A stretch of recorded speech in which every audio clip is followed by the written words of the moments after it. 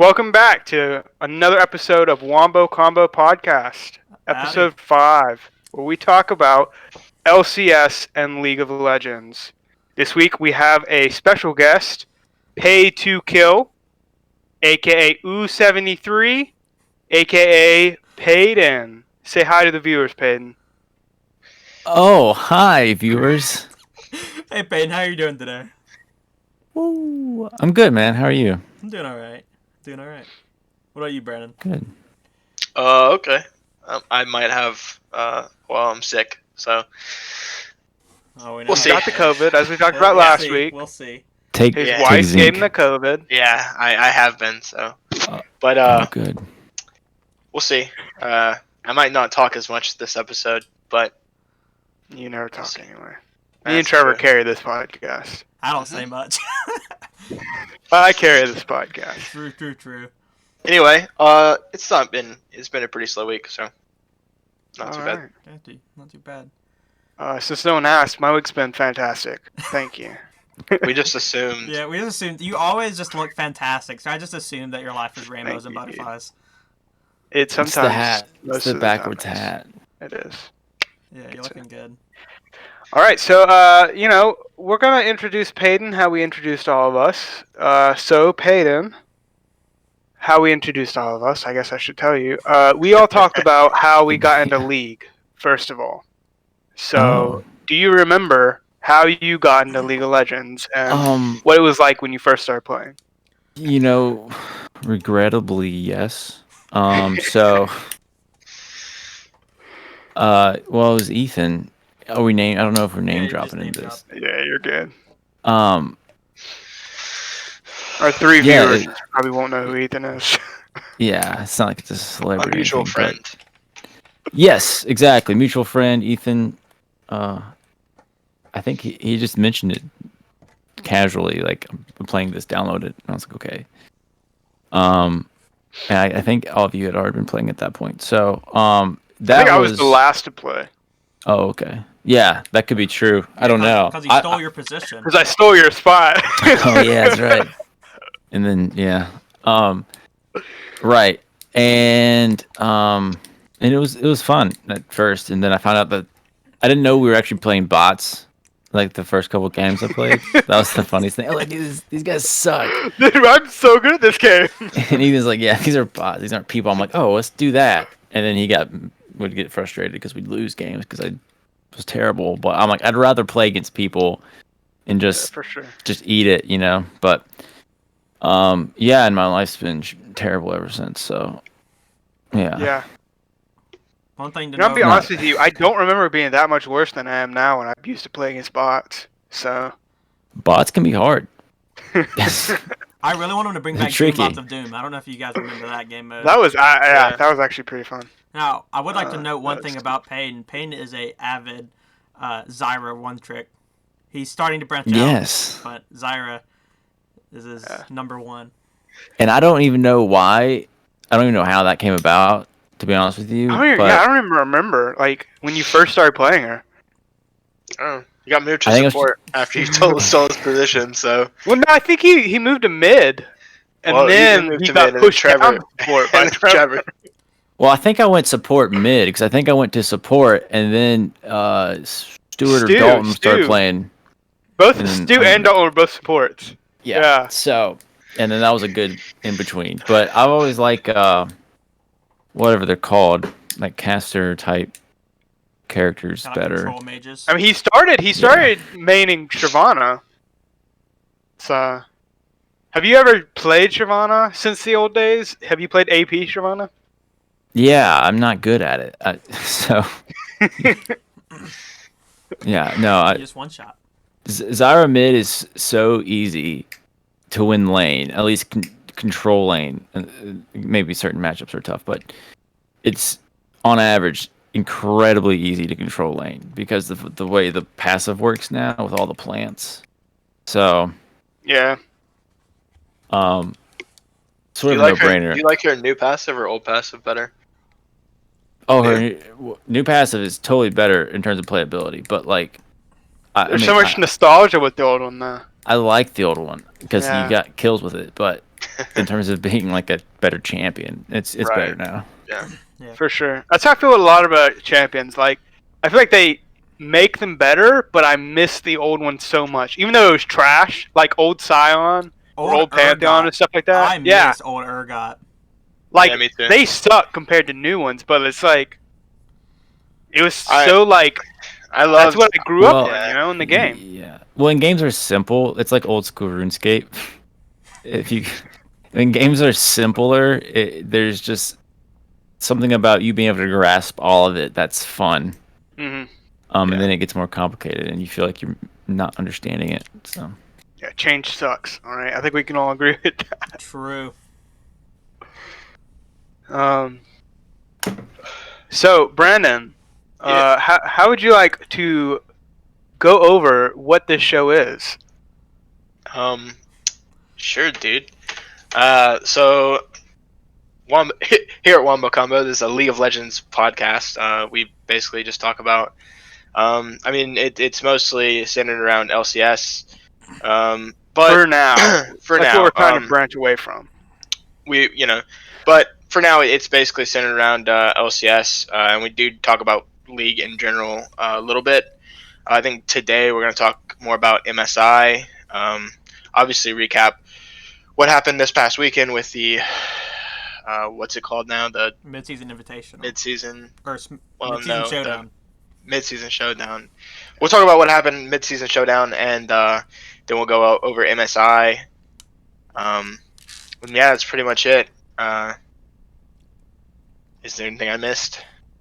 No, I think that's a Yeah, pretty good yeah. rundown. Yeah, we talk about League even though we don't know a lot about it. Well, For sure. Our goal. But neither do you. That's right. that's why you're listening. You're not sm- You're listening. well, no, you may be smart. I'm sorry. Please keep listening. Anyway, Our goal is to move on into talking about the game in general, more so than just the esports side. So that, because there's a lot of people who play League that never get into the esports side, and we want to be able to reach out and be able to talk to as many people in the scene as possible. Yep. Fortnite. I'll say plus with us going more into the actual League side of things with, patch notes and what's powerful at the time and why it's powerful at the time. Obviously, it's going to grow our own game knowledge as well, and then we'll be able to do that better.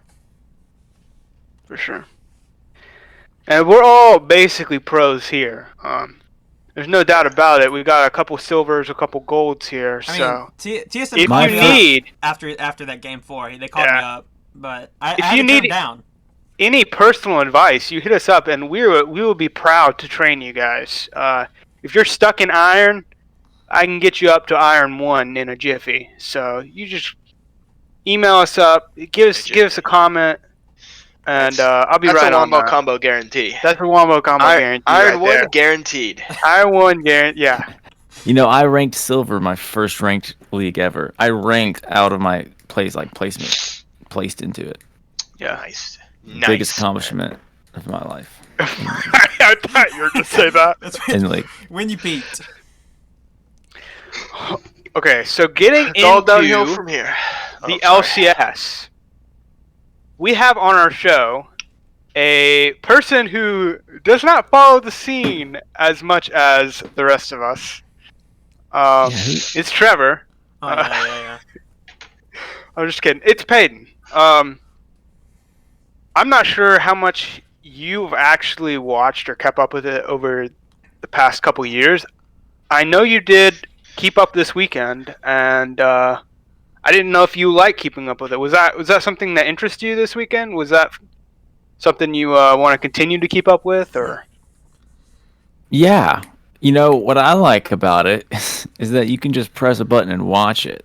That was amazing because with NCAA, dude, and all that stuff in basketball, you're trying to get a stream, and then you have to have the login, and it's a pain. So it's super awesome that esport, the league thing is just there. Yeah. So I did. It's free obviously, too. Yeah. So obviously I don't mind watching it because it's I have it on. Because it is interesting. I did enjoy it. I do think well, and esports has been growing a lot anyway. But They actually had it at a Buffalo Wild Wings I went to one time. They had league playing on one of the TVs. I'll tell you what's going to be really big too is the fact that a lot of colleges, a lot of universities have esport teams. Yeah, And they lean heavy into that, so all that's coming up. It's definitely growing and TSN growing. just launched a university team, or not team, but project. They did, yeah. Yeah, so it was good. It was interesting. I don't really keep up. I haven't really kept up with anything. But watching the games is definitely fun, and just watching how the play is. Definitely different from your solo queue games, isn't it? Yeah. Little, not much. Peyton's pretty high up there in silver. Yeah. Well, the thing that's the most interesting about it, one of the biggest takeaways that I saw was just the fact that nothing like the lane pressure is so consistent. Like people never give up towers or plates like just haphazardly. It's usually like It's all planned. Yeah, and you get a kill and then you get a tower or something. Yeah, I think like wave management is so good in pro play. Like just watching it makes me feel bad because they never miss a wave. Yeah. Like they always have it set up to where either they're going to catch a wave or someone else on their team's going to catch it, but they never just let it die to tower. Right. If they do, they consider that a loss. It's always planned too. This person is going to go take this wave. Like they're going to send the AD carry to pick up all the extra waves because they want the AD carry to get more. Yeah. More and CS. that's like such a thing. Like yeah, an advantage they plan for. They're like, oh look, we're gonna try to shove hard here so they lose minions to tower, and it's like a win for them. Like for us, if I shove hard and go into tower, it's like I don't consider that a win. Especially at Ari, I feel like if you don't get a kill, everyone's just like, we're not winning this lane. A lot of times, especially I'm talking about wave management. It just reminded me of the TSM Legends from. It was when Cloud9 4 buffed Spica. Their whole segment was like, we turret dove Fudge, and he lost like 2.5 waves, and Huni just won lane off of it. And in our elo, if someone misses 2.5 waves, you're like, ha, I'm up in farm, but you don't really consider that as a one lane. Yeah, dude, my biggest play in our elo is when someone backs get a couple turret plates. I'm like, ha. Get got. Yeah. Also, though, whoever is commentating those games, those guys need raises, man. That was very interesting. Yeah, those guys were good. Captain and they actually, and they you need to clip it. They said Wombo combo in there. I heard it. Very good. You need to clip it and play it as the intro. There you go. Great. We'll get an animated logo intro, and it would be a combination or a compilation of every time someone says Wombo combo in the LCS. Boom! Yeah. There you go. That's an idea and a half right there. Combo, just like freak screaming. Yeah. No, those people are good. I don't know about the rest of them, but I know Captain Flowers literally streams on Twitch where he goes into like bronze games and commentates them. Does he really? And it's super funny. Awesome. Yeah, it's super funny. As soon as we get done recording. He does. It's funny. Because it's funny because on Twitch he can let loose. He'll say stuff that he can't say. Says some crazy stuff. Yeah, he'll say stuff he can't say on broadcast, so it gets real funny. But yeah, I love Captain Flowers, dude. Oh yeah, he's the best NA caster for sure. Yeah. But I mean they're all good, but Captain Flowers is next level. But along with going, this is kind of a segue to the next thing, but Peyton, when looking for a team, do you eat for an underdog or the big dog who's looking to bear down on everyone? Well, Trevor, when picking a team, I think you got to look at the stats. The stats are really the most important thing. And might be a hot take, but purely stat-wise, Team Coast absolutely is the best team in the LCS. I want to see if I can find any Team Coast stats. That's so funny. Actually, yeah, no. We're actually have a segment on here, Peyton, called Fan Zone, where we take a deeper dive into LCS orgs and what they do, not only in LCS but behind the scenes.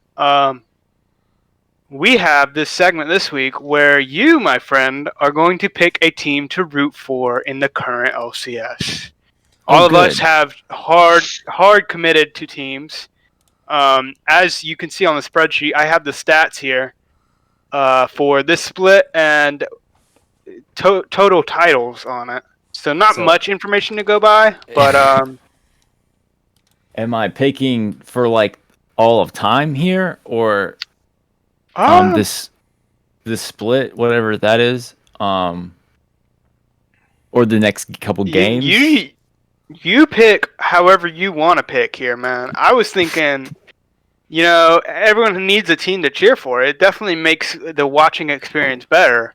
And we can give you the rundown on all these teams because we follow it pretty devotedly. So I thought we would just talk about the teams here, and then you can get a gauge and kind of see which one you want to go for. Okay. So starting off, Brandon, why don't you tell us about your favorite team, Team Liquid? What am I supposed to say? Just in general? Yeah, just talk about the team. Talk about stuff you know about them. Maybe a little history. But before we start, I just want to point out, Team Coast last season they were in, they went 1-17. So if you do like teams that go that bad, we do have a team for you that we'll talk about later. Are we gonna go through all the teams? I have an icon for Team Coast not like, on League. Yeah, not like a 25-minute thing. Just kind of talk about them so he knows a little bit about Team Liquid. Team Liquid used to be Curse before they were rebranded. Owned by Steve. They spend a lot of money to have the best team in the league. They won many titles. Team in the league. Most paid, and the best. They've won a lot of titles. Oh, recent titles. They were in the finals this past weekend, and they lost to Cloud9. And they are top 3 team in the past. 6 splits. Is that right? 8 splits? I don't know. Yeah. Anyway, they're top 3 team. Six splits. Most of the time, they're top 2 or top 1. So they're a very popular team, and they're a very successful team.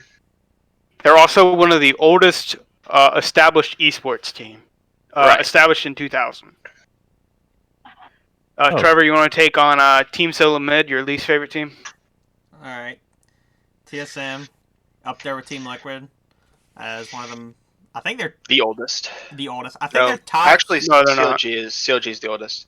No, neither of them are the oldest because I'm going by esports franchise. I'm talking about in LCS though. In LCS, yeah, but they both came in the first year LCS was formed. So okay, so they're the oldest. LCS was technically formed in 2013. I don't know if this is still true, because TO went on like the 4 split winning thing.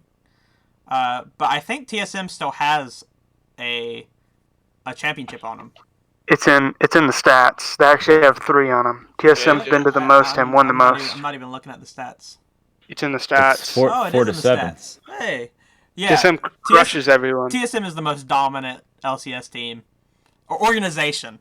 I'll say organization. LCS organization ever. If you want a bandwagon, go to Cloud9, Team Liquid, or TSM. They're always going to be top 3. In those 3 teams are always going to be top 3. Maybe a wild card. What fun is that? What kind of fun is that? Fun fact for your wild card thing, Trevor. There's actually only been 1 team to ever win besides those 3 teams, which was COG when they won twice in a row in 2016. Yes. But other than that, no other team. Only 4 teams have won. That's kind of boring. Which team does Gordon Hayward own? He doesn't own any. He plays League, though. Is that what it is? If you do, as a team, I'll tell you about Golden Guardians. Golden Guardians is a team that was formed in 2017 specifically for the LCS. They are a franchise that has not finished anywhere close to the top, except for one split when they finished 4th. So they are not the Yeah. best team. They currently have the worst record, and they have never been to top 3 in playoffs. I will have to make an argument for them, though. It's my turn, Trevor. They are one of the most entertaining teams to watch. It is my turn. All right. They finished 10th this split with a record of 3-15, and now the icing on top of the cake, they are owned by the Golden State Warriors. Oh, that's amazing. Yes. So No brainer. there's your team right there. If you like, bottom sounds tier amazing. teams. Speaking of teams owned by NBA teams, let's talk about 100 Thieves. Yeah. Bye, Payne. He just got up and left. He's heard enough. He found his team. You said Golden State Warriors, and that's it. That's all he needed to hear. This segment is specifically for Peyton. So anyway, Let's talk about. Oh I guess we can move on to the next segment. gosh, we'll come back. Yeah, we can come back to it. Fan zone. I mean, no, it's not. Oh, he's back! Okay. He's back! He's back! I've had enough of this. No, that's not, dude. That's amazing. I mean, they're going to get there, right? They got the Yeah, money for back sure. in them, bro. They're going to get there. It's a matter of time. Don't. These things are cycles. Because with the COVID, the Golden Guardians actually had the least money in the league this past year because of COVID and all. Golden State's not really chipping in much. They need to get they're too much focused on paying Steph Curry. They can't pay any talent here. They need to do that because that's a concern. Spread But their assets. Steph Curry's salary all needs to go to Niles. Yeah. Anyway, speaking of teams owned by NBA teams, 100 Thieves is a team owned by the Cleveland Cavaliers. Part owned. The are we leader concerned is about this? Nade Shot. I don't know if you ever heard of him. He was a COD Call pro. of Duty Pro. Played Played really, for Optic. he played okay. Optic. 100 Thieves is the best clothing brand out there if you want gamers clothing, all right? They have very They have a good really content. clothing line. As an org, I'd say they're one of the top orgs, just outside Top of five. league, just because top 5. Outside of league, just in league, but content-wise, I think they're really good outside of league. They have overall the 4th best record this split. They got 4th in playoffs as well. They're one of the newer teams, also formed in 2017, and they went to a finals, but didn't win it. They lost. Who is this? 100 Thieves. 100 Thieves. All right, I'll get Dignitas. Dignitas finished 5th, same record as 100 Thieves. I don't know how much this means to you. Because we don't know how you feel about the import rule and all that. Dignitas, I think there's 2 teams with no imports, and Dignitas is one of them. All American. All So- American. Oh, are they all American? No Canadians? North American. All North American. All North or American. South. Canada is part of North All America. American. I thought you said all American, which is usually when North people say America. North America is American. that. You know what I mean? Whatever. Move on. Formed in 2003. Keep going. Yeah, formed 2003. I mean, they performed a whole lot better than anyone thought they were going to this split. I'd say coming into the split, they were the underdogs, and they surprised a bunch of people coming in 5th. A lot of people had them going further just because how good they were playing. Brian, Right. EG, go. EG is a team that it's an old team. They went out of the league for a while. They came back in. They started out strong. They had some really good branding, but they have done nothing with it, and their teams have looked mid-tier since they've rejoined the league. Nothing fancy. They aren't the bottom of the league, but they're not winning any awards. So Immortals is a team that once boasted the near perfect season in the LCS. Lost 1 game. Now they have taken a fall from grace, landed at 7th place here after a stint where they were kicked out of the LCS. Now back, they have young talent they hope to improve with but only time will tell, as the 7th place finish is what they had last split. All Are you right. retaining any of this, Peyton? Oh yeah, and Hey, He's getting it retaining all. all of it. Peyton, Taking it all in. I have, All I, have, right, I have a buddy. question. How do you feel about the environment? He hates it. Well, You, the do- environment. I love the environment. You love the environment? I got the team for Yes. you, Peyton. FlyQuest.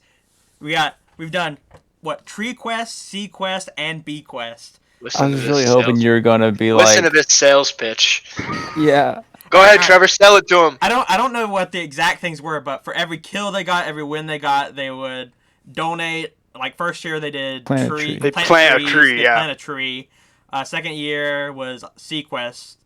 Split. Not They yet. plant Yeah, ocean. Split. They started mini oceans. they and they last was donated money. yeah, and, The last and split, last was They freed one bee for every kill for every kill they planted from a the bee movie. They watched the bee movie one time every time they got a kill. Now, sadly, they didn't win much this split, so they haven't done the best. They recently blew up their roster. They went to the finals last split. Good. The last two splits, Last actually. two splits, yeah, back-to-back second place finishes. And went That's what to you like Worlds. to hear. And Second with the place Worlds. finishes and then give up all your players. Well, that's cause funding because of COVID. But, yeah. CLG Well- brand. CLG, they won two splits a long time ago, and they're garbage ever since. One of the oldest teams in the league. Yep. And they weren't really that good. They ended up winning two splits, and then since then they have won nothing, and they're consistently bottom tier. And there's not much else to say there. No hope, no fans. Move I on. hope no A fans. lot of washed-up players over there. Yeah. Cool. Well, FlyQuest. I believe I have FlyQuest in our draft, fantasy draft. So Right. I am a fan of that. They, the name's familiar. Last but Um, not least, We haven't the even best talked team about in the We league. did Golden the Guardians. best. Cloud9. Cloud9. Oh, true. Cloud9 is absolutely the best team in the league. They're speaking for Currently. themselves. They're the most entertaining brand. They're the most optimal brand to cheer for. And if you want to Slightly demolish biased. the TSM fanboys who sit in front of you, who rave over their team of garbage, then you will pick Cloud9 and rule with the Kings. I don't think They boast a Third place 9-3 is garbage. record in playoffs this year as they demolished their competition and are now going on to the MSI, which is a international stage, which no other team was good enough to go to. Yeah. And they've won 4 championships, which is 3 less than Team Solo Mid. So Yeah, they've also not been around as Team Solo Mid. Team Solo Mid got most of their championships during the days where no team had a star player. yeah, but 7's more than 4. So It's 3 more than 4, and we're catching up quick.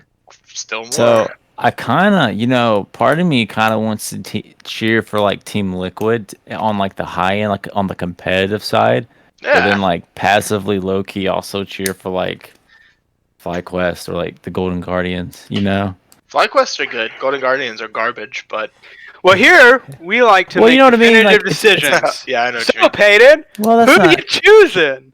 That's not Definitive fair. right here, 'cause- right now. 'cause- By the way, 'Cause Ben, I'll- you are really frozen on my screen right now. He's Oh, not, am I? he's not on He's mine. not on but mine. Okay. Let me Well, tell you a little yeah. fun fact about Peyton. You'll just be frozen. He's not good at definitive decisions. No. Well, here's the reality, right? I mean, you can be a fan of a lot of things. I'm a fan of the Charlotte Hornets, and I'm a fan of Golden State. You know what I mean? Like I Well, can do you that. don't have to worry about location because they're all in California, Peyton.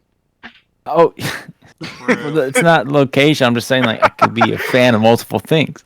No, I understand. Oh. I am a fan of Cloud9, and I am also a fan of 100 Thieves. But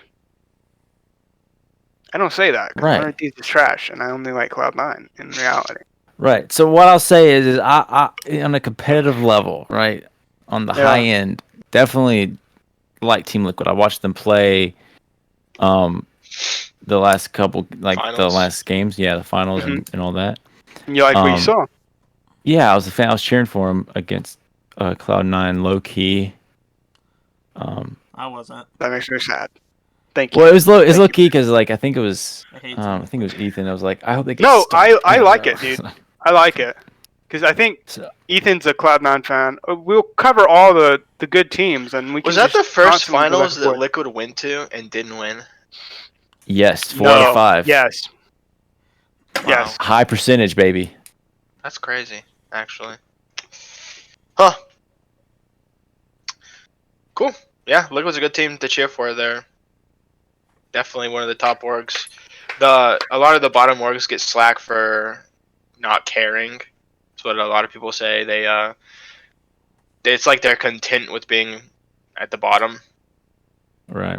I think a lot of it's So, just budgeting. Why is that? So, well, What's yeah, gonna I'm happen? sure it is, but well, it's a lot to do with teams not feeling that they can compete with teams like Team With caps, Liquid, high Cloud9, and TSM who have right. a lot more money, so they can Exactly. spend a lot more money on better players. So, Mhm. Golden Guardians actually probably had funds to build a better team than they had this year, but they took a loss, and their GM came out and said he was like, "There's no point in us spending $1 million on a single player when we know we're not going to get top 3." Yeah. So there's no point. You're just wasting money at that point. I mean, when TSM drops 7 'cause mil on a person. If you drop that much money on someone just to get like 3 places higher and finish 6th, and you don't get anything for 6th, then you're just wasting money. And he said, Right. and that happens in real sports too. You pick your time, like you pick your all-in time, because there's trends. Exactly. I was just gonna say that there's a whole movie about baseball. When this happened in baseball, and they ended up having to. They really, literally just became, I forget the name, but a team that just makes players become stars, and then they ship them out. They get traded, or they Right. free agency. So, like a farm team. But That's actually what Golden Guardians has been for the past. Yeah. So But they what didn't they do that did this year. was, what the guy did was, the coach and stuff, and man, they went and they got all the trash players, but were really good at like one or two things. Mm-hmm. And was able to actually put together a very like efficient team. Yeah. Because of the stats and probabilities and stuff. So Right. I don't know. Maybe there's some magic you Maybe. can do there, but It's gonna be interesting. it's interesting.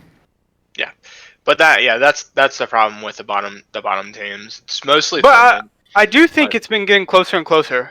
I mean, Golden Guardians were an exception this year, but as far as from 1 to 9, I don't think there was a big a talent gap from the first best team to the 9th best team as there's been in the past.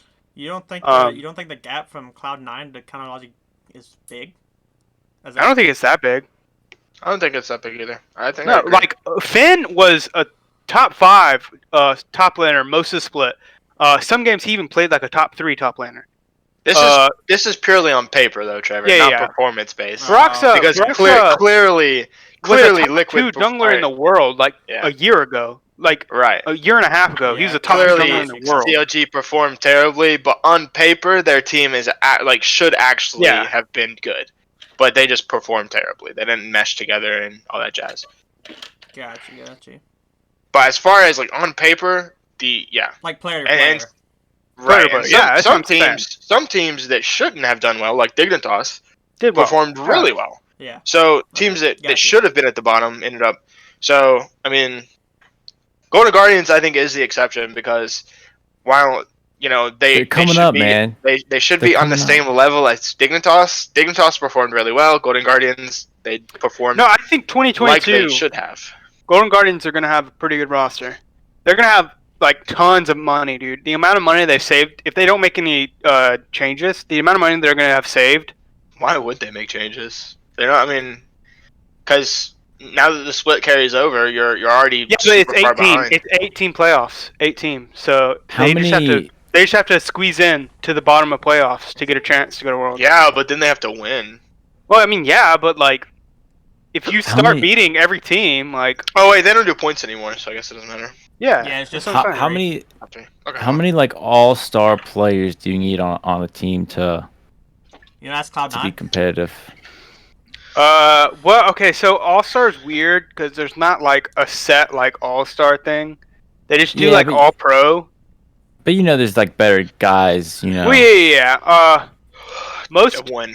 to be fair, most All Pros are literally just a weird combination of the top 3 teams in weird spots. So they'll do a first team All Pro, second team, third team, and it's usually just like a mashup of the top 3 teams. Like maybe the top team's AD carry will be first team All Pro, and then their mid will be like second team All Pro or something like that. So Yeah. usually the top 3 teams have pretty good roles in all. I have to And say, that's just uh, the thing about League is you have to have a well-rounded roster. It's not like basketball where you can have 2 or 3 all-stars and then have role players to support that. It's kind of like you have to have a potential to carry from each lane, or you're not going to be able to compete with the top teams. At least most lanes. I feel like I could name some all-stars, though. I'd count Perks as an all-star. I would count Bjergsen and Doublelift as all-stars when they were played. Well, I mean, yeah, but like I'm saying, like amount per team, Trevor. Right. How many would 4 you or need, 5, right? to turn something around? There were a few years TSM had one superstar in the mid lane. Yeah, Superstar is different from All-Star, though. It's about the same thing. No, Superstar's like Michael Jordan, LeBron, Kobe. But they were all Game all-stars as changes? well. Like 2. Yeah, probably. but that's a level higher than All-Stars. All-Star is down here, and then Superstar is up here. Superstar, if you're a Superstar, you don't need any other All-Stars. That's the difference between All-Star and Superstar. All-Stars need other All-Stars to help them. So Superstars can 1v9. So you'd say like Perks, Bjergsen, Doublelift, 3 unnamed superstars, but like Absolutely. but like a sneaky's all-star. Yeah?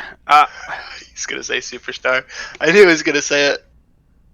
Okay, I don't think you can really say Doublelift is a superstar if Sneaky's not, because they've had the same level of talent around them, and they've produced Okay. quite the This same. is not. Wild Turtle, all-star.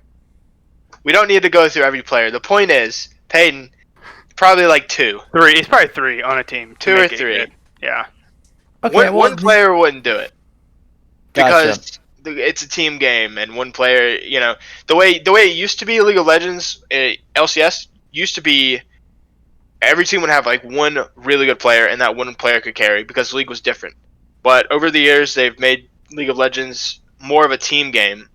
So now you can't really have one person carry a game without. So you just play the. So you just play the long. Think, The long haul. Think Yeah. about it like this: you're smacking your lane, right? Dakota comes into gank, dies to your laner. You're behind now. Doesn't matter how good you were doing. I don't know why we had to use me as the example here. Anyone could do it. It's just me. All right. Yeah. No, Anyway, but when I buy, I I get don't that. I think you just play the long game though, and you just build you build an organization that people really love, and you slowly amass the monies. All right, focus on player development, and then before you know it, these guys in the top 3 teams are going to be sick of each other. They're not going to be around each other. You've got a great place. Well, You yeah. got I mean, state that's of the art stuff. No, I'm You really snag glad. a couple. I'm really glad that you brought up player development because I was going to ask you, what would be better for a team to have this innate talent, this young innate talent, or to just import stuff. That's some all stars from other places. It probably depends on what your goal is, if it's short term or long term. I mean, I think obviously long term, you try to develop what you have, and then you hit the right moment. For example, Golden State Warriors in the basketball world, building a team over a long period of time and developing guys, and then they get I do think whatever. So I do think you can use the formula that they used for sure in this, like in their team, like talking specifically about the Golden Guardians, and that's the build to outlast the super teams.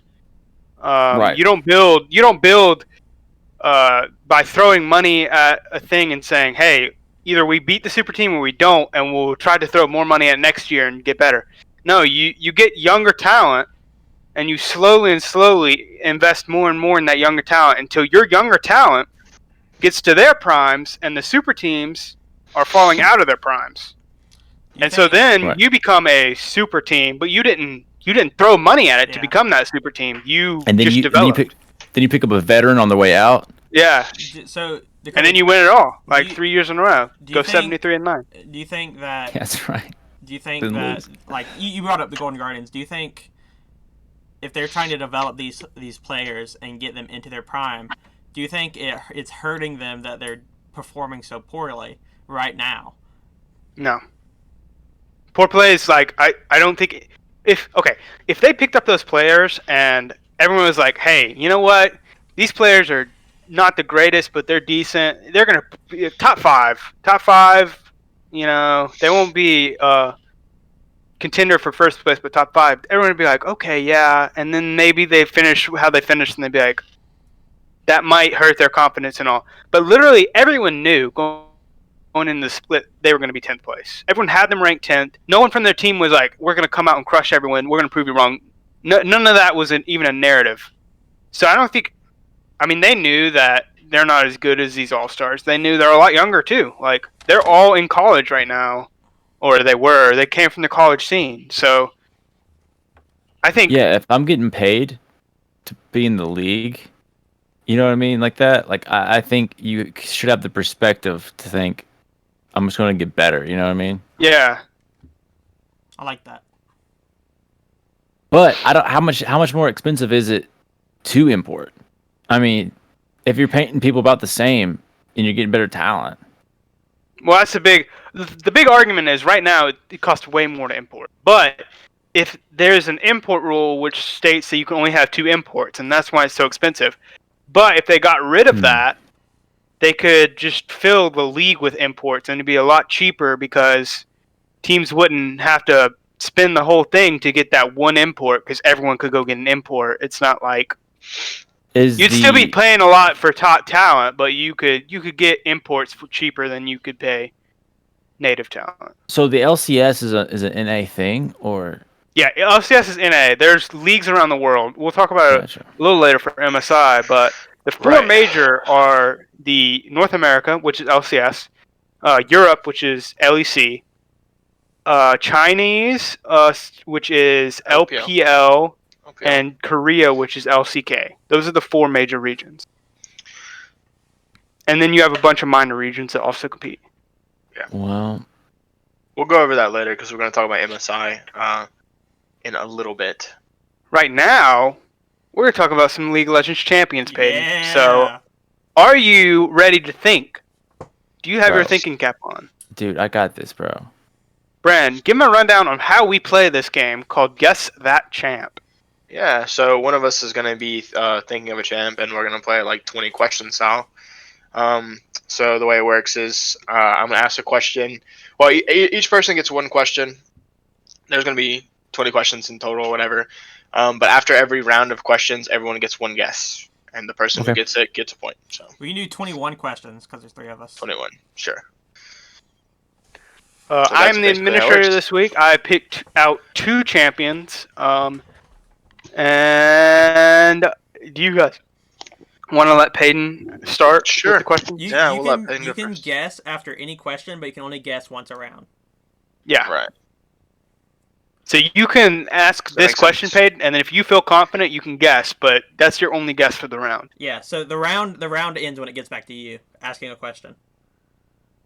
So I should just wait for you guys to ask questions You're and then muted. guess. Yeah, no, he's not muted. He said he talked.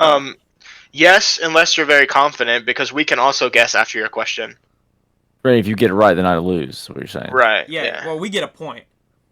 You get a point, which eventually, it's adding up over the weeks, and eventually someone's gonna win something, a new car. I got you. It has to be like yes or no. Yeah. Yes or no questions. Yeah. So. Is the champion AD?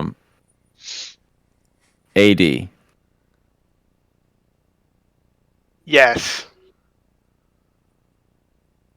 There's a lot of 80. Okay, I'll go next. Is the champion a humanoid? No. Okay. Okay. Is it Kog'Maw? No. Is that your question or your guess? That's his No, guess. He still gets that's my He guess. still gets a question. no, no. No, the Um, answer's no. is it a male? No. Okay, female non-humanoid. Is it Rek'Sai? Yes. Payne, I hate to break it to you, but I'm the greatest there's ever been at this game. Okay. Peyton, he is He's literally winning by tied 1 with all of point. us. He is I'm not up the by a greatest. point. He's up by a point now, but But yeah, you're he's the not gonna greatest, be. greatest Next. he's ever been. Next one. Next. Okay. Peyton, you want to start us off again? I didn't realize we could just shout out answers. So, Yeah, man. Yeah, it was after the. okay. The next one, Yeah. Mm-hmm. I feel like you got to go the same questions, but I'll try to mix it up. Does it have a what's the word? A global ultimate? No, That's- that does not eliminate a lot. That is so specific. But if it was yes, we're like right in the ballpark. So Yeah, you're right. Yeah, I mean, yeah. To be fair, yeah. True. Does this champion have a world skin? I'm gonna wait. Is it your turn or is it Brent? Okay, I guess it's yours. I'll go after Peyton. I have no idea. You're gonna have to give me a second to look that up. Why the piss would you ask that, dude? Like, don't ask about skins. Holy crap. I thought we were going specific this round. I mean, you can, but jeez.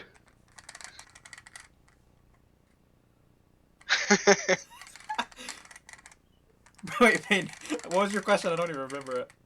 Oh, Does that have a global ulti. No, you don't have to Yeah. repeat that. No, it does not have a world skin. No world skin. Gotcha. Okay. did you know that 2 of them have 3 of the ones with that have global ults? Peyton, are you looking stuff up? Hell yeah. Is the champion female? No. Uh-oh. This is the end of the round, so I get a guess. Yeah, you get a free Yeah. guess. Zyra. It's It's not female. Peyton. Oh no. Although technically there is a plant, so the answer's no. So She's Actually- actually Zyra is not female or male. It's a plant. So all we know is that it doesn't have a global ulti, doesn't have No a world world skin, and it's not female. I'm gonna take a wild So guess. it is male. Is it Renekton? I've not confirmed it is male. You just know it's not female. Is it Renekton? Did you change your guess? I thought you said Rammus. No, I said Renekton. The answer is no. Ramus. No. Oh. So I was going to. Alright. Okay.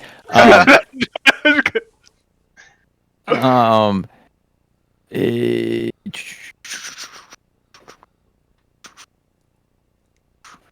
is it a top laner?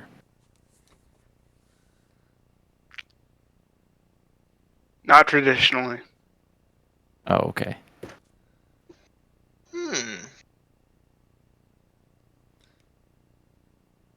That's Is a it hard Nidalee? question. Yeah. No. Nidalee is Oh, a female. that's your guess for the round. Oh my goodness. Nidalee's not a female. Nidalee Is is- a female and a cougar. a cougar. Okay. She's a female cougar. Cougars have. Okay. Alright. gender. Is this champion traditionally a jungler? I don't know how to answer that. I'll give you this. He cut out for me. Yeah, he cut out for he you. Yeah. cut out. He's I know who it froze. is. I'm very confident. Piece of I know information. exactly What? who it is. Hold on, Dakota, you're cutting out. Lagging. Yeah, we can tell you're lagging. Okay, go ahead. I know who it is, Dakota. It's Karthus. Give me a second. Give me. Oh my goodness. Karthus is a good guess. I can't Karthus hear is a anything you guys great are guess, saying. and it's the guess. You Are you get- back, Coda? No. No, alright. Give him a second. He needs to get this. I'm Okay. gonna Needs to get his story. Alright. straight. Okay, go ahead.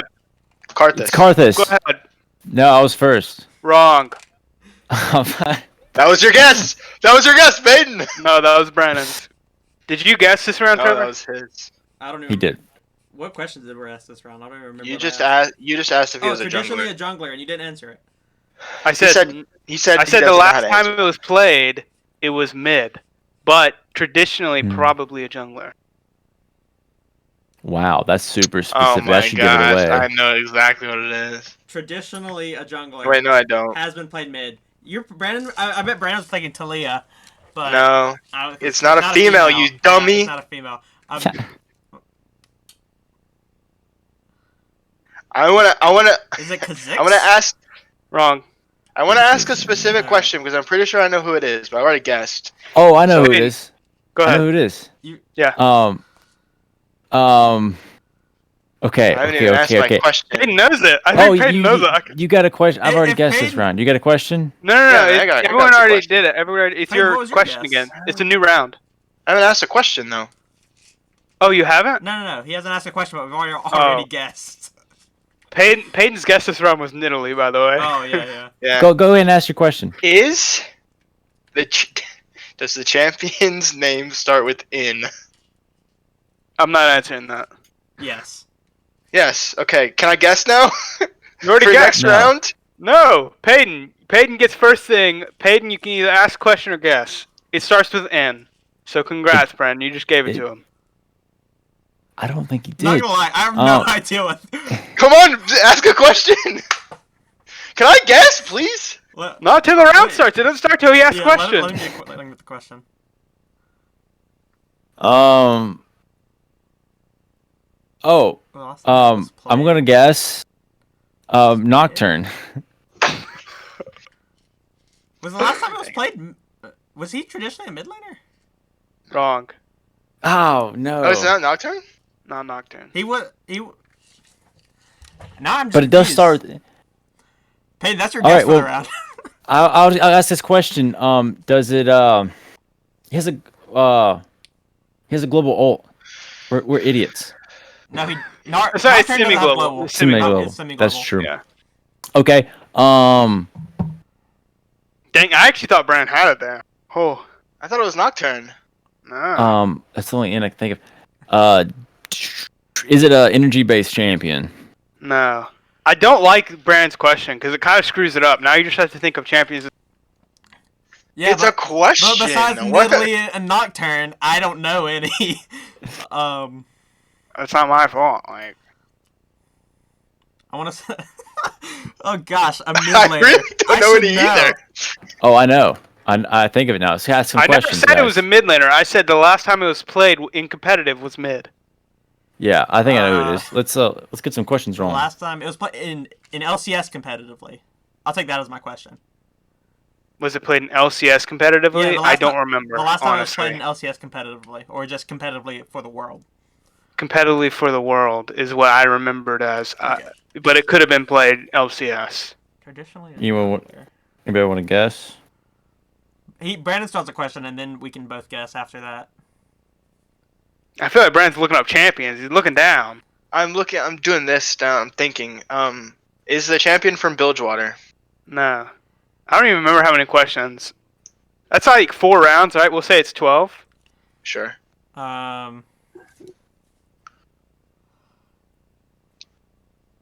This is the one I thought I was gonna get you guys with, but I'll take a guess. go ahead. Is this champion? You've already asked your question. This is a guess, bro. Yeah, no. Is I don't know. The only other champion I can think of with the N is Nico, and it's not a female. So my guess is just gonna be Nico because I have a guess this round. I might as well use it. Wrong. Payne, you best not be Brand- looking up champions with Brand, names. I'll give you 10 seconds, and then we'll move on to the next round. I mean, the only other one I can think of is Nautilus. So, but he's support, so I don't. Is it Nautilus? And he's Bilgewater. I mean, I honestly can't think of an N champion. Alright, next round. Hey, Dakota, is it an area of effect ult? Yes. Nunu. Correct. Peyton just beat you, Trevor. How does that make you feel? Dang. I mean, it still leaves me in the lead, so I'm all good with it. Whatever, dude.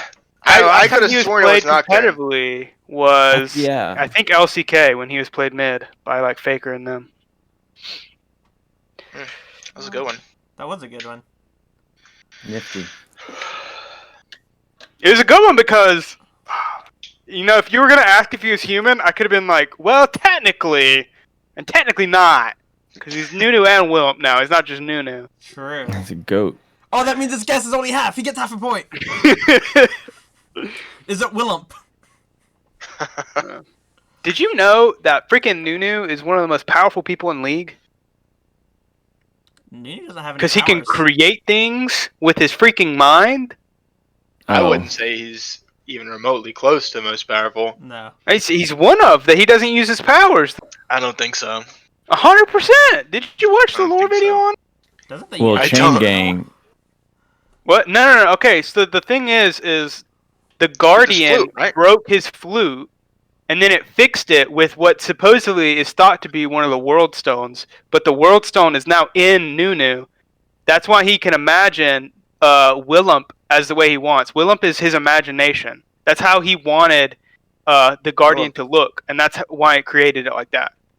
I actually. So he haven't created listened it to with that his lore. mind, and that's why he looks friendlier than the actual. Because the actual Guardian was a giant, scary monster thing that killed all the soldiers who went to Isn't it a look for Yeti? it. It wasn't a Yeti. It was just a Guardian. But But he turned it. not in the lore, but in the game. Yeah. He turned it into a Yeti, which is what Nunu What's Willump Nunu's is. thing now? Because Nunu and Willump's tagline used to be "the boy and his Yeti." It's still that. The boy and his Yeti. And they wander the Freljord The boat looking for spaghetti. adventure. Oh, But the reason Anyway. the reason he's one of the most powerful is because they believe the Guardian used a World Stone and put it inside of Nunu to fix the Like one of their, The flute. like one of the. Are you telling me that Nunu is a rune stone?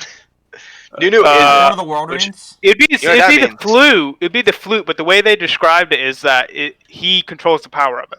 Bro, Rise has mean, like 5 of Rise- those things. Rise, yeah, but he's missing one. If you watch the video, there's Yeah, one of them that he doesn't have. There's one. Which means that Rise is coming for Nunu. Rise can handle it. Yeah, but Rise is a protector. He doesn't use the power to kill people. But he's absorbed He's the tempted power by of it the world. though. If you remember the cinematic. Anyway, that's a whole nother lore thing. So, that was Guess That Champ for this week. Woo. Alright, Going down. I guess that pushes us into the series. Weekend reviews. recap, baby. Yeah. P money like we, that. we can start with the semifinals. It only makes sense.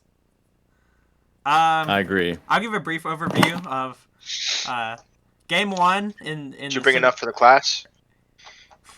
Game one in the semifinals was the only good competitive game in my opinion. Mukbang. Oh my gosh, no. I think game one in the series was the only really competitive game. Back and forth, you know, TL had the early lead, TSM stole Baron, and then it was kind of close until TSM just lost the fights. Oh, Dakota just left. Dakota. You just See, said Captain? peace, bro. Oh, Hello? I'm gonna keep going. Hello. Game two, biggest throw from a competitive team that I've seen in such a long time. TSM had such an early lead, and just looked like they didn't know what to do with it, and just kind of said, "Here, Team Liquid, have your second win of the series." Game three, TSM managed to squeak out a win. Power of Evil popped off 8-0 on Oriana. Then a banger game four. Banger game four. TSM didn't get a single kill. I don't know what they were doing. It looked like they just kind of left their keyboards. Huni got killed by like 2 or 3 Senna ults, which professional play, you don't really see that often. I know Tactical sniped him one time where he was in the jungle. I don't even know how he saw him. But Wards. it looked... It was the worst game of League of Legends that this group has ever played together, and I'd say it's probably one of the worst TSM games I've ever seen, not counting like Worlds. Bro, I was gonna put TSM through all the games on the description, Brand, but I was afraid Trevor was gonna get triggered. You know, and I'll say to say that TSM through, like watching it's true, but I feel like that's not giving enough credit to Team Liquid, especially with their composition, Yeah, their no. team comp. It was just Honestly, a TSM throwback to sucked. last episode when we said TSM through every game versus 100 Thieves, and Trevor got super mad. Well, I pretty much said the same argument that Payne Oh. said about how you should give credit where credit's due. I do think TSM. I was walking it back now. Okay. Walking it back. I'm going back to this series. On talking about throwing, I want to talk about game 2 a little bit. They had this massive early lead with this early game team comp with Lucian and Tristana, and they were just grouping, and the Nocturnal Rail combo was just one-shotting lost every single time. Yeah. They'd walk up for no reason at all, it seemed. Maybe just to get vision in the jungle. And Armao and Core JJ would hop a wall and one shot lost. And then at that point, your early game lead that you got with the Tristana just kind of gets diminished and reduced to nothing. Honestly, I don't know why teams are letting through any team, not just TSM and like any team. I don't understand why people are allowing Rail to get through the ban phase. Rail is such a powerful champion, and a lot of times teams aren't even first picking her. I know she's counterable with like Alistair can interrupt the knockup and so can Gragas, but I just feel like Rail is so powerful right now. It needs to be banned if you're not gonna pick it. Yeah, but in competitive, you don't want to ban stuff that you can win against when, because a lot of time you're looking to play a specific comp, and let's say you do have to ban Rel, then you leave yourself open to get counterpicked. So I know a lot of teams don't like banning supports just because you like to leave your solo lanes in the best position. So it makes sense. I think there's a lot of games out there where you can see Rel being played poorly, so it's not like she has to be banned. I think Cloud9 won like all 3 games. I think Team Liquid picked Rel when they won, so I don't think it's like huge of a thing. But Rel Nocturnes. Yeah, one thing that I've noticed is a lot of times when people play Rel Nocturne, they're playing it against a Tristana. I know TSM played it. I don't remember which series it was. They played it against a Tristana, and yeah, it looked absolutely disgusting on it. The Nocturnal into instant stun from the Rail into just the engage that Rail has in general is insane. It's a combo that I hope. Actually, I don't even know if it's good anymore on the new patch. I'm assuming it's just as good. I don't think they got touched. But I think it more has to do with the Nocturne. I think Nocturne is really good in Tristana because she can't get resets off without vision. Obviously, it's very hard to get resets off without vision. So, really taking away her main thing in team fights is big. So, but a lot of it that I've seen is the Tristana just dies so fast. It wouldn't have mattered if the vision was there anyway. Well, yeah. Nocturne on your face, stunned, knocked up, and you're dead. Yeah, but Assassins are every AD carries nightmare, really. Or like first champions. Yeah. I think it's a really powerful combo. Dude, to me, it just looks like TSM doesn't have enough experience playing from ahead. And I think it's due to the fact that they play all these late game team comps and they focus on mid to late game team fighting and controlling Baron. And so all these times they win when they're down 400 or 500 gold and they're pushing into the enemy team and they know how to retake vision very well and they know how to out macro from behind.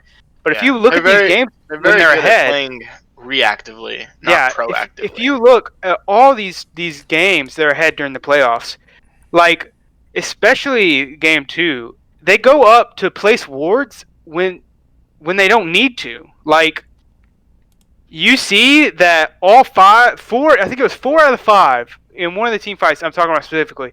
4 out of 5 members were in dark vision for TL. You didn't know where they were at. And they still invaded to try to get vision against a Nocturne Rel. And then they Yeah. all went on to Lost. And it's like, you don't need to do that. You know Nocturne has a semi-global ult and can come from anywhere. You don't know where he's at. You don't know where the support's at.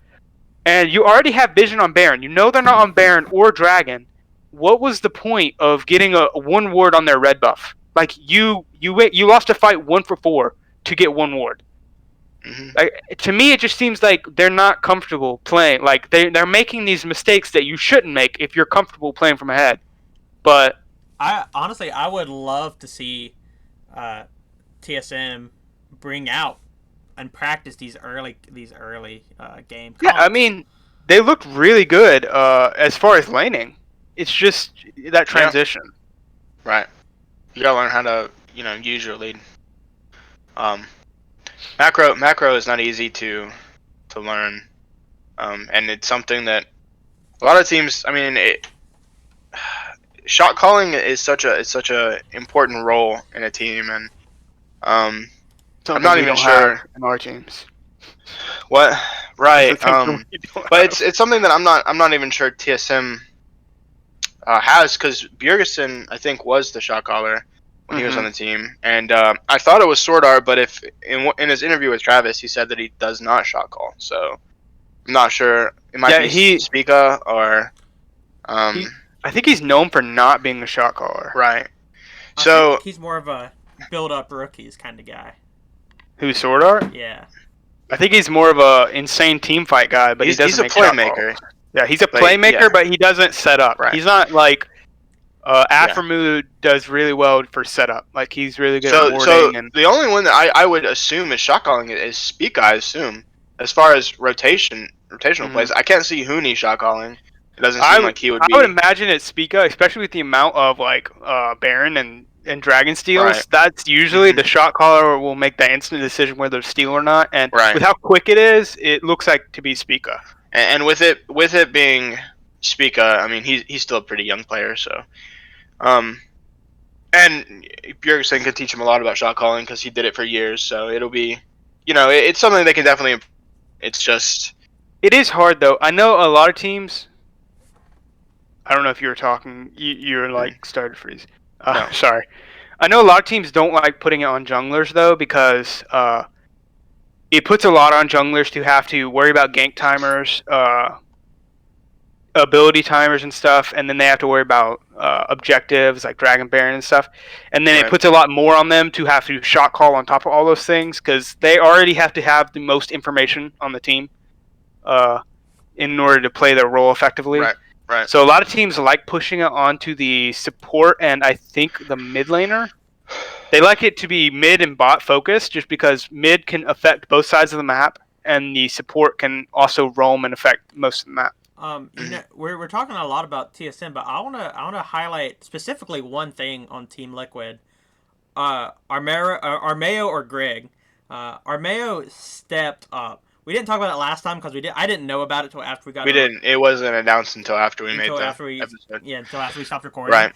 And I think that might have, kind of given TSM a sigh of relief knowing that they were going to be playing with a sub. But Armao did not have a bad game in this series.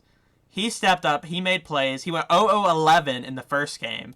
The most deaths he had 3 deaths in game 2. I think that's, and even then he was 2 and 3. He had looked really good in this series. Something that I was not expecting from him, just because what I knew from Greg on his time from TSM. He was very average jungler. I don't think he was top 3, but he looked amazing against TSM. Yeah. I don't know how much he looked amazing in both games. He definitely stepped up. Series,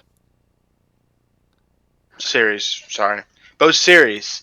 He looked amazing in both series. He definitely stepped up, and I mean no one was expecting him to come out and look that good. And honestly, I mean I'm not sure how they would have looked with Santorin, but I honestly think they might have even looked a little better with Greg. But Yeah, he definitely exceeded expectations. So Peyton, what did you see this series that caught your eye? The TSM Liquid, yeah. Team Liquid, yeah. I mean, all of that. I think the biggest thing is for me, the way I was looking at it, was how um TSM. So that mid game for me is terrible. I hate mid game, and so it's interesting to see how someone on a pro level can just absolutely fold with a gold lead. Uh, and it what Been happens there. is, it there's a weird point where you can't push up. You can't do anything except for just clear a wave. hmm Um, and to see, TSM not be able to do anything was weird, and that was interesting to me. But then also to see Team Liquid how just they made the right call on where to go and what to do and things, and they had a better team fight and everything. So I don't know that plus well, I don't even know what I was thinking. Um, I agree.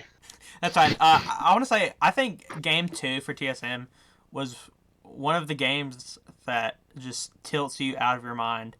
It's one of the games where you're just after the game ends, you're just sitting there staring at your screen, thinking, "How did we lose that?"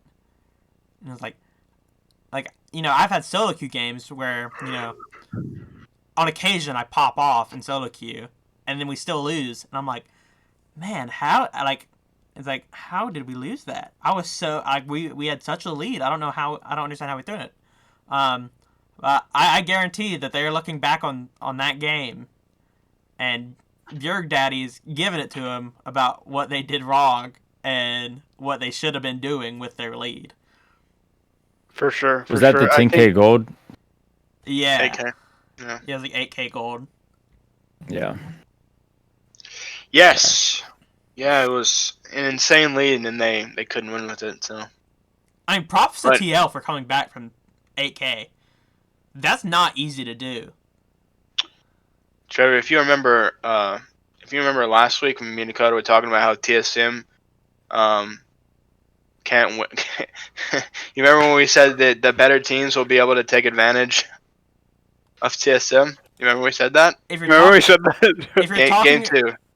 well, It's recorded, so- no, we were talking about their early game, taking advantage of the early game. In Game Oh. 2, Team Liquid did not take advantage of TSM's early game. Quite the opposite. Well, we No, said they had a better team fight. we we said that they could take advantage of TSM's mistakes, not their early game. Exactly. And TSM did make mistakes, so did say Well, that. you know what's so. interesting though? You know what's interesting? I think it was game 1. The Nar top Zaya bot for TL, and TSM has a gold lead. They're killing them in towers, but they're down in kills. And Nar is 4-0, and Zaya is 4-1. And I remember looking at that, and being like, feeling the momentum of the game shift. And Mhm. you got a Nar and a Zaya who have more gold. It's gold heavy here. You know what I mean? So it is a little bit about gold distribution, right? Not just total aggregate. So Right. and they had a team comp fight. Like I feel like TSM had like a big team fight comp with Tristana and all that. But if you let a Nar go 4-0 and then a Zaya go 4-1, like it's gonna be hard to win that fight. So Mhm, mhm. that's what I noticed was that those lanes they did a good job at game planning who gets the gold. I will have Yeah. to. TL's very good at that, actually. I will have to say a little bit about the conversation we had last week. I was arguing that you said that Team Liquid can't or TSM can't be behind and come back against teams like Team Liquid. Apparently, they can't be ahead either. Yeah, but looking at game 1, They just shouldn't play. looking at game 1, they did get behind early and they did come back and they got a gold lead and then they threw it. But I'd say up until the Baron still, it didn't matter what happened. because at that point they were in control of the game. They got what 2 inhibitors off of it. Like Yeah. that was the closest game in the series. And then they threw. Yeah, but Which game was they're that? playing so Game one. scared, Game one. dude. When Yeah, you're up that far in gold and you didn't don't do take anything. fights, if you Right. don't take fights, like they should have been forcing Drags and Baron on spawn with that kind of gold lead because did they nothing could have with that, won. yeah. And they got in a bad position on that They- team fight at Drag Pit. What they did is they sat around Baron. So their second Baron came up, and they sat Yes. around there. For like a They minute didn't and a do half. anything. They Yeah. sat around there and waited for Dragon to spawn, and then They were Liquid just was playing there too scared. first. They weren't pulling the trigger. So- and that's what happens. Yeah, Especially like any But game like that. you know.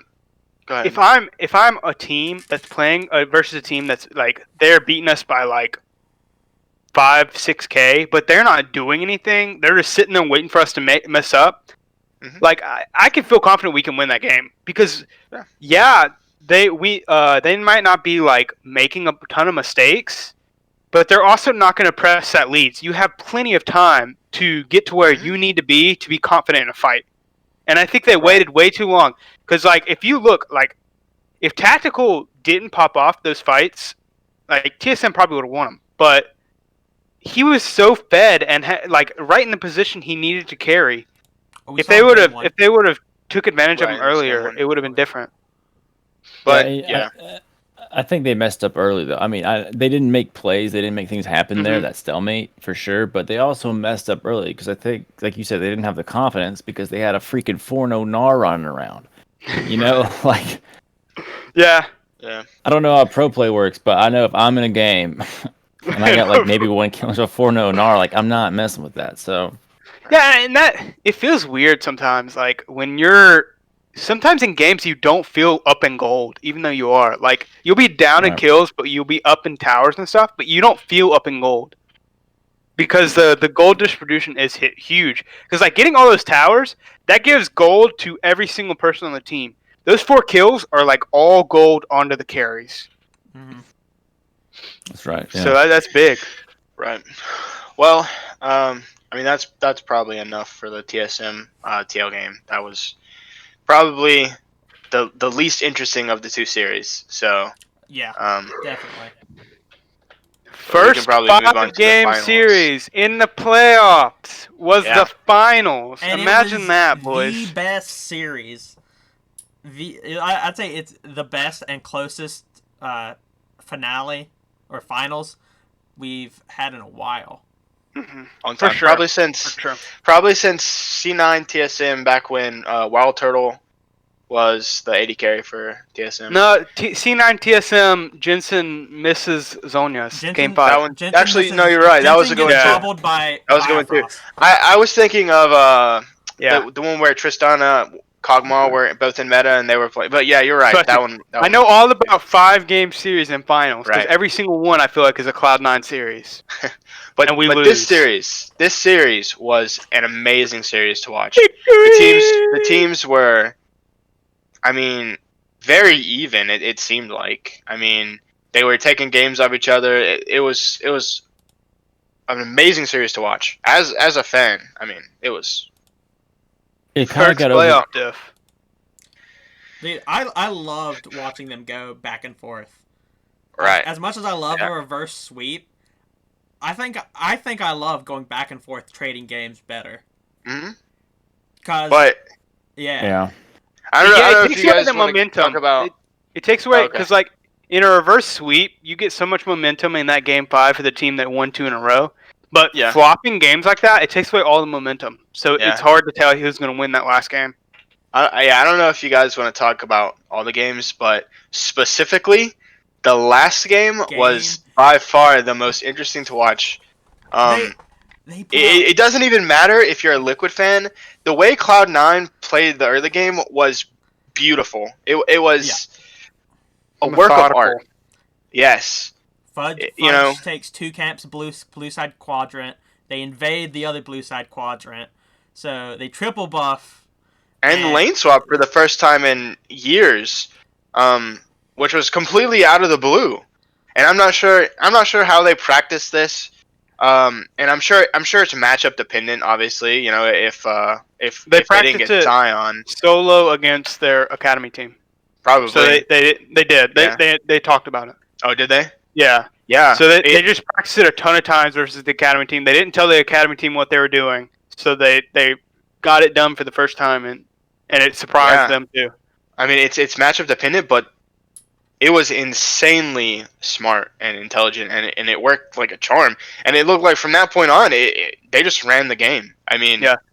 They got 2 kills So the on it, whole- too, didn't they? Yeah, they got Yes. one. They got first blood. The other kills were perks roaming, so it wasn't Right. technically a. But thing of- I mean, yeah, it wasn't technically part of that, but it was still them using that lead to yeah, for sure. generate more kills I and gold. I watched some highlights from the Dom1 series, I think, and they lane swapped as well. They had they played Heimerdinger Senna bot lane. I could be Yeah, that wrong was just to here. get the Senna away. I think though. It was a lane swap, but I think it was like But it it was the other team that lane swapped. The team that was against Heimerdinger Senna lane swapped away from them. oh, I don't remember what it was. I did It's watch highlights interesting. and saw that. It's interesting. I just hope it doesn't come back to every game like it used to be. It's not That- because the tower plating. Tower plating's like after 5 minutes or whatever, you can get away with it for the first 5 minutes, but after 5 minutes you get so much less from lane swapping than you used to. So Right. that's why it was essential that Cloud9 swap back before 5 minutes. Yeah. Well, and anyway, they actually they did a deep dive on it, talking about it, how it wouldn't work unless you had Tristana, because the only way it works is if you can get that early lead and then be able to shove in the top laner before 5 minutes to lane swap back, so you can start taking advantage of like tower plates and stuff. Yeah.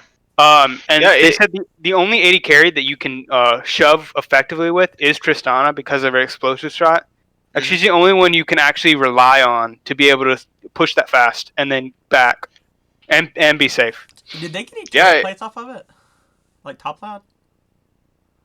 I think they might have got the first one and then they backed. It was great play, and we can talk about the other games. I just wanted to mention that one specifically. That was definitely the highlight of the series for me. I mean, all the games were phenomenal, but that one game, the start was, and you know, it's funny because I think they talked about it, but going into game 4, Liquid was one game away from winning. Yeah.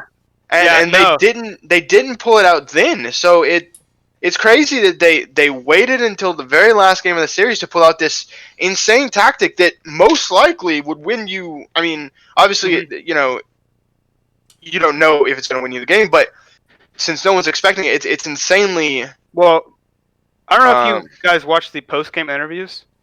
No, I didn't watch any. They asked Blabber about that specifically, why they didn't pull it out in Game 4 when there was a do-or-die situation as well. And he said before Game 4, they all looked at each other and said, are we going to win this game? Like, are we confident? And, like, Perks and Blabber both said, they both said, no, we got this game. Let's save it for Game 5. We know it's a free win. So we're just going to hard stomp this game, and then we're going to beat them Game 5 too because of the strat.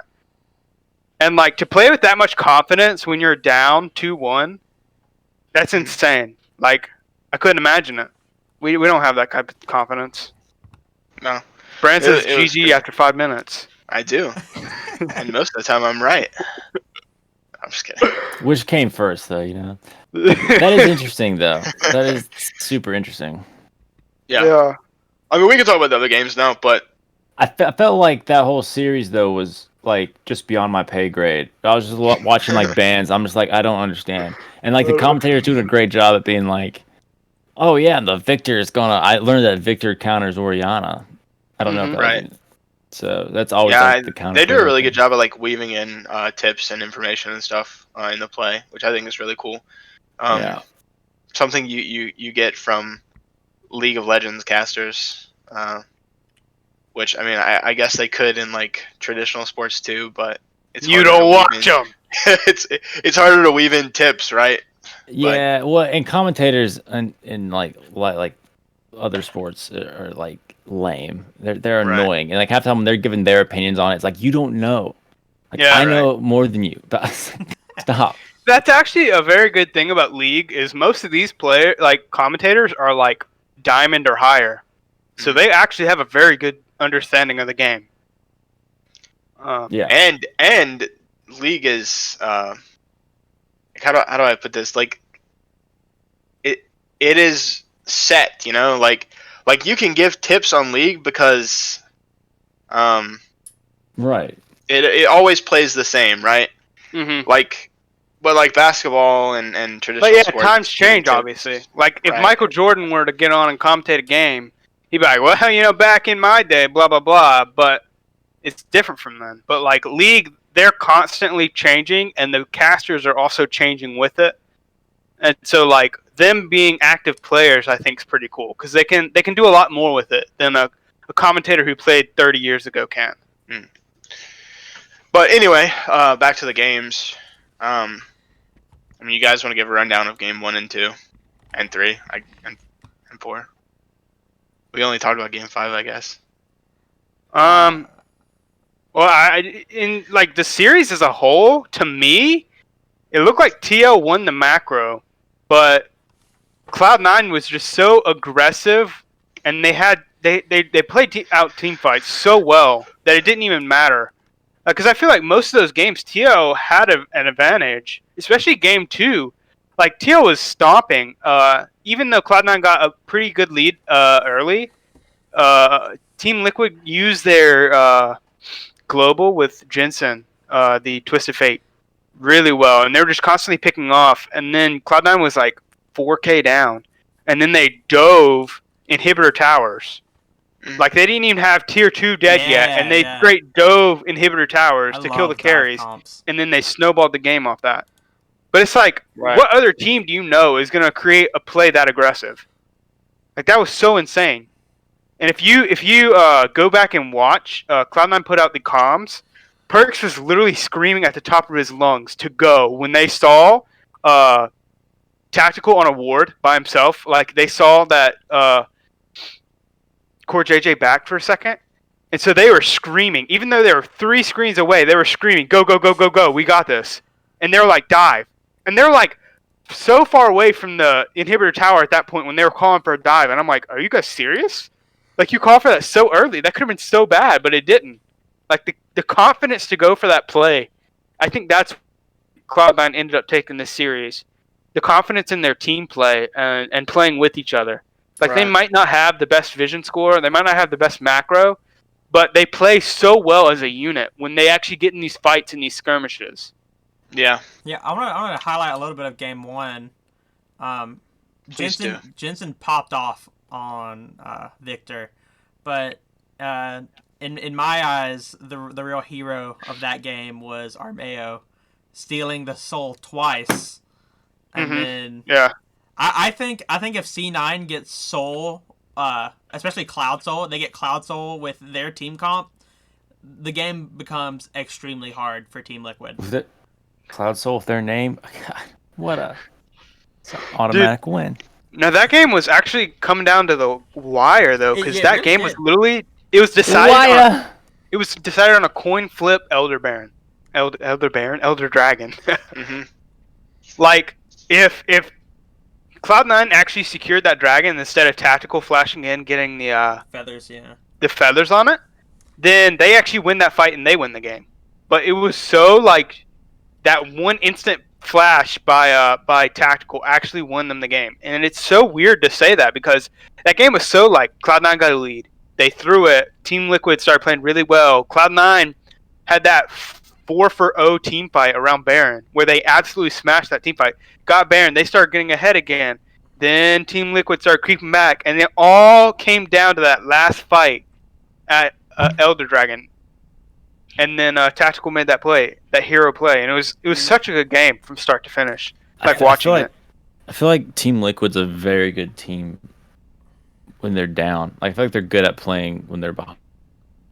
Yeah, I think they are probably the best macro team in the league. Yeah, they make very good decisions. Yeah, they know where to go. They know how to play the game, and they're very good at. Has to do with Core JJ a lot. Is Core JJ their shot caller? Have they come out and said? Yes. I think it's Core JJ. I'm pretty and sure it's Jensen. Core JJ. Yeah. And Maybe Alfari. No, I don't think. It's I not have Alfari. no idea. If it was Alfari, he would definitely not be getting ganked so much.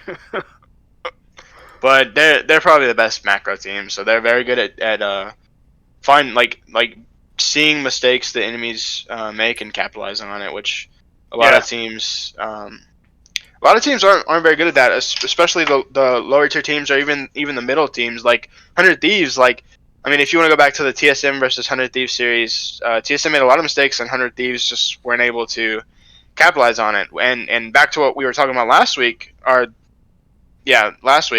um, teams like Liquid and Cloud9 even, I mean, they'll capitalize on a mistake if they see it. So, and Liquid is just the best at it. They're just the best at all things macro, really.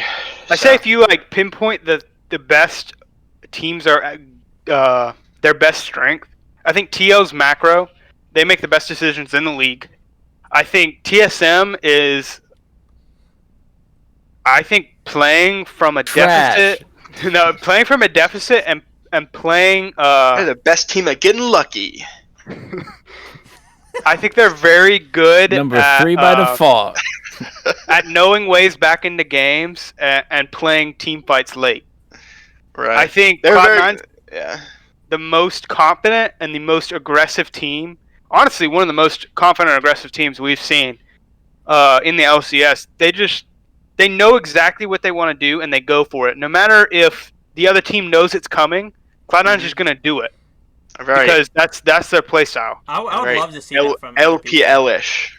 Yeah. I'd love to see it from other teams. Have such And an that's aggressive league. like such like it's weird because it's like such a trait Perks has like in the past, but it's also such a Blabber thing. Like, because even back in the days when Jensen and Blabber played together, they talked about how Blabber is just this insanely aggressive monster who absolutely wants to team gap by himself. Mm-hmm. And you have those highlight plays on Kindred where he would jump solo into the enemy team and like get 2 kills, ult, and then have his team pull him out. Yeah. Well, does anyone have any more thoughts on the series? Before we move on to Banger series. Congrats to Cloud9. LCS champions. First MSS champions. Mid Season Showdown champion. Yes. Series was, I mean, if I had to recommend a LCS series to anybody, this would probably be the one. It was very good. Both teams looked great. All 5 games were fun to watch. So, yeah. And let's just run through predictions real quick. We all predicted TSM to win. We're all stupid. Yeah. Very stupid. Yeah. We're just the worst. I'm the only one who predicted Cloud9 because both of you went back on your predictions like fools. And so now I am boasting. I wanted to be different. I am 2 games ahead of you. Should have been you right nerds. instead. You're right. Okay. Yeah, originally we all predicted C9, but then I was like, and then these 2 were like, nah, TSM has lower bracket buff. They're gonna win. I was like, I'll change it just because I want to be different. I want to be. But they had 100% win rate in lower bracket.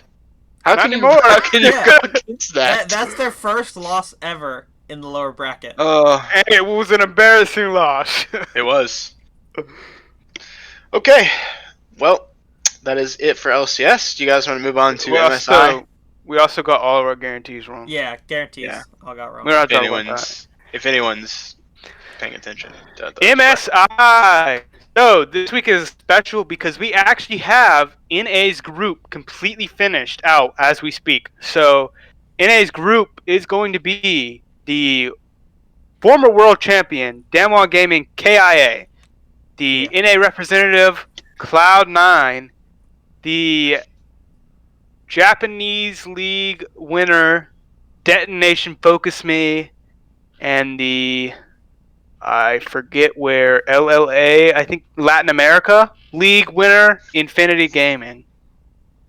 And I actually did go around and watch the finals highlights for every league here. The finals Well, I'll just go through records right quick. Records overall through the split. Damwon went 16-2. Cloud9 went 13-5. Detonation Focus Me went 12-2, and Infinity Gaming went 10-4. The only team that won that was not first seed was actually Infinity, who was second seed regular season and ended up winning playoffs. So the finals records: 3-0 for Damwon Gaming. Looking scary as crap. Cloud9 3-2. Detonation Focus Me 3-1. Infinity 3-2 over opponent. So clearly, the king from Korea is looking favored in this group. Yep. You guys agree or disagree? Yeah, I mean, Agree. I agree. Agreed. I don't think there's any question Right. about who's going to become number one in this group. Question. Yeah, I think TSM's throw is rivaled by the throw Gen G had against Damwon in Game 2. As I think Damwon was down by like 10K. And they fought back and they won that game through the... Dan Juan, more like Dan down Juan. 1,000. Dude, they were insane. Showmaker is looking like the best mid in the world again. So it's going to be a hard group to get first place in for NA, but it's not impossible. Yeah, it's not impossible. Let's talk about that. You gotta think the intimidation factor when these world skins come out. They pull up on you rocking 5-man worlds matching skins. What do you do? You win, dude. If they're playing those champions... Wait, who else worlds? Jin, Leona, Nidalee, Twisted Israel. Fate, and Israel. Cannon. Who was the top laner? Cannon. Kenan. Yeah, no, you just win, dude. If they're playing Ken and top. No, yeah, I think it's Damwon's group to lose. They look better than they did last year. This is the first time they have ever actually won the LCK title. I think last year they won it, but it wasn't. I don't think it's like an actual title in Summer Split. I think it's called something else. So they are one of the top 2 tournament favorites, depending on who comes out the LPL. And they play really, really good around setting up for these objectives, Baron and Dragon, and playing around them. And that's LPL's style, is kind of like snooze fest until you get to objectives, and then they usually you either get 0-5 or 5-0. Like, it's usually a big team fight around 3rd or 4th dragon that just ends the game. And so they're very good at pressing the game and taking fights when they need to. Very good team. Do I don't know if think- any of the rest of you watch their games. I watched I watched the finals highlights. Do you think Cloud9's aggression? We were talking about how aggressive this team is. Do you think that would be better or worse against Damwon's playstyle? I don't know, honestly. Damwon seemed pretty aggressive. Not as aggressive as some other teams, but I think for a Korean team, they're rather aggressive because usually, like, the meme is that Korea does nothing until 3rd dragon. Like, that's the meme. They said they don't fight till 3rd dragon. They usually just sit there and trade objectives. The problem with it is, if you're getting aggressive into a team that has the best mid laner and one of the best bots in the world, it might not end the same way it ends when you're facing an NA team. Hey, two words. Well, Perks buff. K-pop. I mean, what? K-pop. I think it's one word. It's all the K-pop they got over there, man. They're not paying attention. They're Yeah, but like Perks versus Showmaker. Yeah, you're right. Is You're right. I was trying to give a little hope to NA. I think they could do it. I think they could win MSI. I don't think You don't think they're it's gonna gonna win the be. group, I don't think it's going to be through the group though. What are the top Like two groups now? Cloud9's, yeah, Or top two Cloud9 from the is group? an adaptive team. They've always talked about that. They're better with, especially with their coaching staff. They're better at adapting than they are coming out and socking you in the mouth. So to reference it to boxing, they're more of a I want to win by points and just feel you out the first couple rounds and then use that to my advantage late. Then I'm gonna try to hit you with one punch and knock you out. I don't like KOs. I don't know much Yeah. about DFM and INF, but They're super aggressive. yeah, they're like. And super usually, wild card is, dude. Watching the games especially from Detonation Focus Me, it was like 6 minutes, and there was already like 4 or 5 tower dives, like 5-man tower dives, like for both teams. And it was just back and forth tower dives, and no towers have been gotten. And I was like, what are they doing? Like they're not getting anything. They're just constantly going back and I think there was like 50 kills Sounds like that first game of the sounds like a series. fun game to Oh my watch. gosh. That's a terrible game to play. Yeah. Terrible game to play, but a fun game to watch. So Then- when I was writing down playstyles, and I was like, yeah, Cloud9's gonna be the aggressive team in this group, and then I watched them, and I was like, okay, erase what I had for Cloud9. TFM really aggressive. Honestly, You remember that? You remember that game we played a few days ago where we literally were just fighting constantly, and I was like, Yeah. "This is so dumb. Like nothing is happening." It's like that. I was slapping lane though. Right. He couldn't get anything. It was Honestly, like right. every single game of the playoff series was like constant fighting until one team finally got a lead, and then they would use that to win like 2 fights in a row, and the game was over. that actually Yeah, well- seems very solo queue-esque. Yeah. Just Mhm. hyper aggression until a team gets a lead by either their aggression being good and awarding them, a lead, or them messing up in their aggression And I have to be honest, losing. I did not watch all of Infinity's. I think they're kind of aggressive too, just by looking at the game scores and stuff. But I couldn't find any of the VODs in English, and it was a struggle getting through Latin America gameplay because I didn't know what was going on. They kept saying stuff, and I was like, Golazo. I don't know what they're saying. What's going on here? Yeah, the casters definitely help you understand what's going on. Yeah, but why they're doing it. I was also very tired, so they mainly like looking at their game scores and all. They don't do well unless White Lotus pops off. I don't know if you guys remember White Lotus, the 80 carry. He is the MVP for their league. From Avatar? Yep. White Lotus is in the 80 carry from their league. I just said it, Trevor. He's played at Worlds Brandon- before. Brandon knows. They made it out. They made it into groups at Worlds. Not yeah, like out of play-ins. They made it into groups at Worlds. At Talk some about point. Avatar. Yeah. Avatar. Zoe.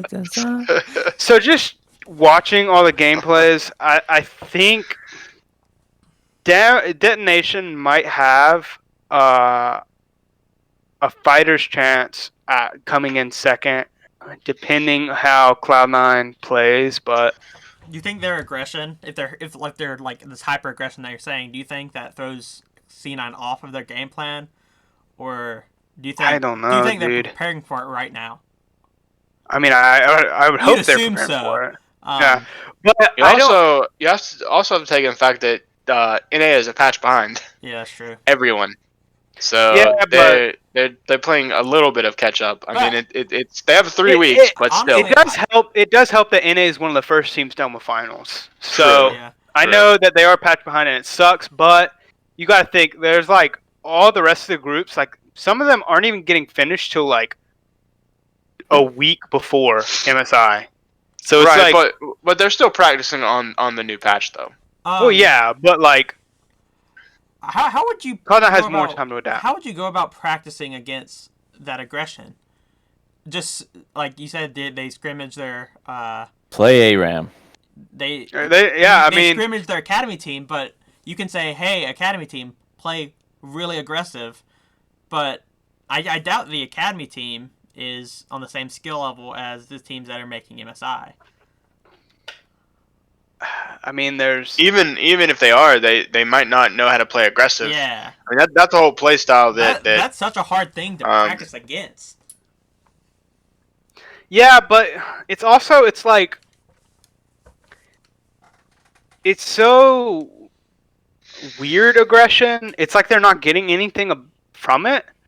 So it's like, yeah, it's gonna be hard to practice against. But honestly, I think just like sitting back and being like, okay, yeah, they're gonna be super aggressive, but as long as we control the objective game and try to get something off of like, because they're obviously they kept focusing side lanes. As long as you can get an advantage while they're 5-manning bot or something like that, then I think it's still winnable. And I think Cloud9 can make it through the aggression or Damwon or any other team, and then they can push their other advantages. Yeah. So, like, being aggressive, it's super weird to play against, and it might be harder to train against, but it's like also, if the aggressive team doesn't play it exactly right, they're screwing themselves. I think you practice it by just playing aggressive yourself. That's one way to do it. Yeah. Yeah. You just try to figure it out. You watch the film, try to do what they're doing, see what works against it. Well, do we have any more thoughts on MSI in the group? We can talk more about it in depth when we get closer to MSI. There's still when 3 we get weeks, to other 3 weeks groups. away. Right. And we can talk about Predictions. Damwon, Cloud9 second. Damwon first, Cloud9 second. Is that consensus? I think so. Yeah. I'll have to. Yeah, for right now it is. I like Yeah. to watch their stuff. Yeah, I'm gonna go back before I and make probably a watch. decision. Yeah, I'll probably watch a few games of all the teams. I haven't really looked into it that much.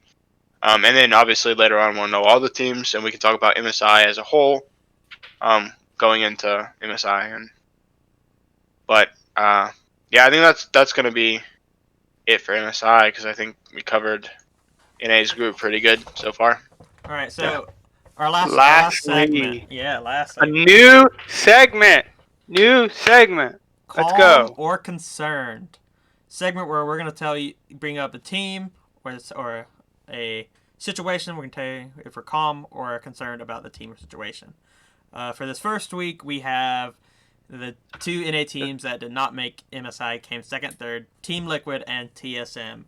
I'll say a little bit about how I feel about if I'm calmed or concerned. I think for both these teams, I'm actually pretty calm. Obviously, the TSM loss looked pretty bad, but Team Liquid is a really good team. Even though I don't like them, they are a really good team. Third place finish is nothing to be upset about. I think TSM takes their time off to regroup, find out what went wrong in playoffs, and fix it. Better their early game like they were trying to, but still keep their late game momentum and transfer that early game lead with early game comps into late game leads. Team Liquid, they played fantastic this weekend. I'm not concerned at all about them.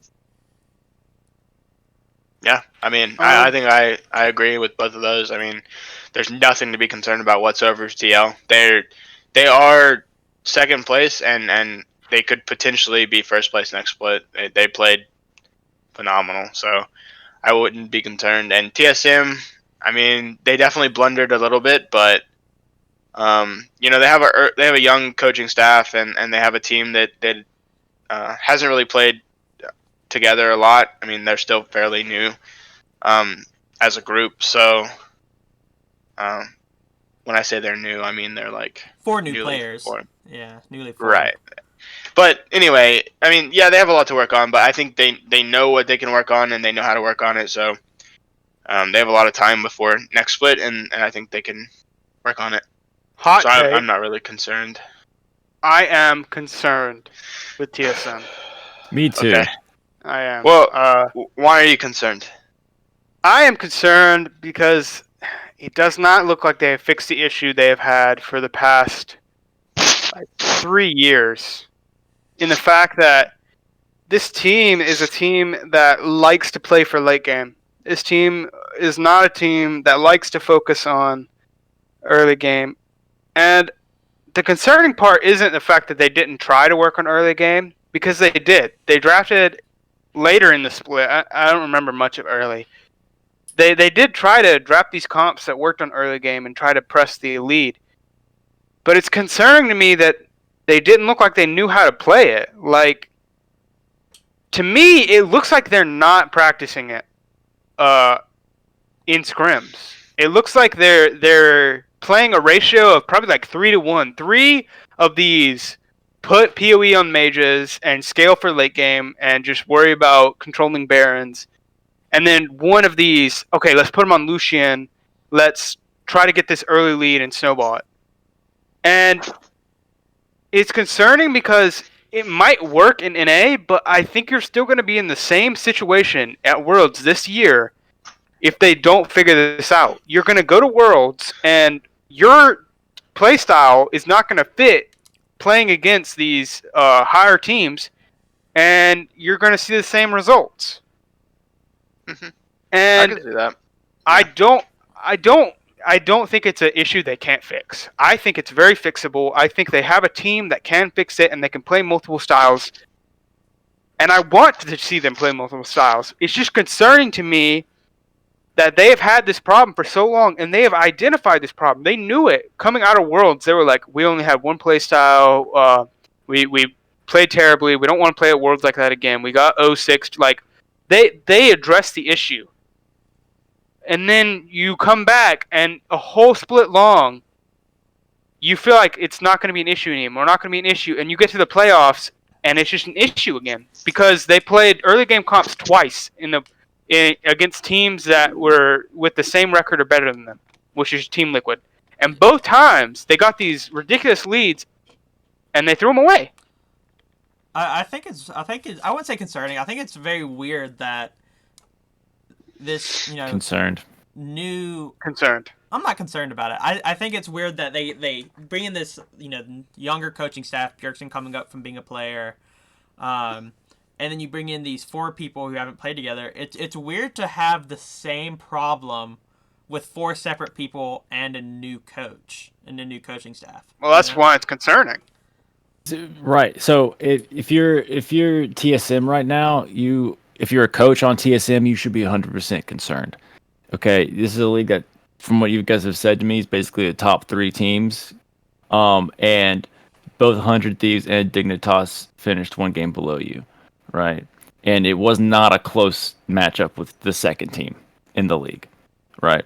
So I think Either that time. Yeah, I mean, I think you could fall to 4th or 5th next year if you're not careful. So, I think that's concerning. I think obviously young players is like it's okay to understand that like that's got to get better. But if you're a coach, you are concerned about that. You are looking at how that you're going to stack up against people next year, and how psyches are going to get affected. I don't know if there's anything that's played in between the LCS season and all the other stuff, but how are their team's mental health going to be going in, their confidence level going into the season? So I would be concerned about that. If I was a coach, if I was a player, I'd probably not psych myself out, but if I was a coach, I'd definitely be concerned. I think TL should be calm because they played great against a great team. You know what I mean? And there's stuff that they can fix, but I wouldn't be too worried about it. Yeah. And it's not so much like concerned as in like I think everything's gonna happen again. It just doesn't look to me like they're motivated to change it as much as they should be. Like if I'm an org owner, or if I'm a coach and I see this problem coming up again, I'm instantly changing something. Like I'm like, yo, look at me. If we cannot win this early game, if we cannot do this, then we're going to have to talk about something else. Maybe it's our shot calling. Maybe we're going to have to focus on shot calling. Or maybe we're going to have to get in someone here who can shot call. Because right now, playing the same exact strat over and over again is not going to cut it. And if I'm a coach, I'm not playing for an MSS title or an LCS title. I'm playing for a chance at Worlds. I'm playing for a chance to get out of groups. I'm playing for a chance to get to the semifinals, to the finals. And with what's happening right now, I'm looking at that. I'm not saying, okay, we got a long split ahead in summer, so we have plenty of time. I'm saying these issues should have been fixed from spring. Like, these issues should be solved by now. You had a whole split to solve them. There's no world in which you should still have these same problems as you had from Worlds, and you still have them at the end of spring split. No world should that happen. I'm 100% concerned, and something has to change, whether it be mentality, the way you look at the game, or even if it's player. Like, I don't think necessarily they got skill gapped at any part, but like, if the team doesn't mesh and you can't do anything with it, then it's time to move on. Honestly, I would say I don't think they played like the exact same thing, like the exact same way every time. Let me say that, because obviously, with the exception of PoE, I think could use a little bit of widening of his champion range. He's known for his control mages. He did look good in the game 2 Lucian. Didn't do much after laning phase though. But I think this split they showed a pretty good job, just the split wide, not just this weekend. I think they showed a pretty good job over the split that they can play, but for both top side and for bot side. I do think that they had more success when they played through their bot lane, and just got lost. Got lost in Sword Art ahead, allowing Sword Art to roam and do stuff like that. Now, I would love to see them bring out these early game comps, see PoE break out these champions that might be like a little cheese pick, like champions like Bjergsen's Zillion, something that you like have to ban. You just know that he's gonna be so much better than you on. He's gonna pretty much just outclass you on that champion. Because last year, Bjergsen's last split, game 5, every time in the lower bracket he pulled out Zillion. I don't know why it was never banned from him, and he'd like have these insane ults that would just instantly revive a player and bring the team fight back from losing and win the game. So I think the main quote unquote concern would be widening champion pools, so they can widen their playstyle a little bit. Yeah, and I think a big thing the NA has a problem with that I've noticed is they take regular season games way too serious. Like, they talk about all the times all these strats they pull out in scrims and all these new champions and ways to get ahead, and then you never see it come to stage. Yeah, because they're afraid to lose or something, and it's like, isn't that a problem with the best of 1 format though? Yeah, but I love the best of 3 format. Even so, like, why does it matter if you're 1 game ahead or you're tied with someone if doesn't change you in the seedings, but you get more practice on stuff that you can pull out in playoffs? Like, how many times did they play Lucian mid during the split? Once, I think. And if you would have done that 3 or 4 more times, I think you 100% win both those games in playoffs. If you play that 3 or 4 more times during the split, because he's more confident on stage with it, your team gets more confident around it. But like, they're holding out and they're just playing it in scrims, which doesn't help because scrim culture in North America is so bad. Like, they talk about it all the time. Yeah. You basically get nothing from it. I think that's why. The problem with that is, like you said, what does it matter if TSM is 1 game ahead of 100 Thieves or Dignitas? But let's say they bring out Lucian mid twice during the season, and they lose both those games. They're now in 5th and in lower bracket already. They don't get that loss that they have suffered both first rounds in this format. Okay, yeah, but you don't have to play against Cloud9, TSM, TL, or 100 Thieves or anything. Like, you can pull it out versus Golden Guardians or something. Like, these wins you basically mark as wins in the schedule.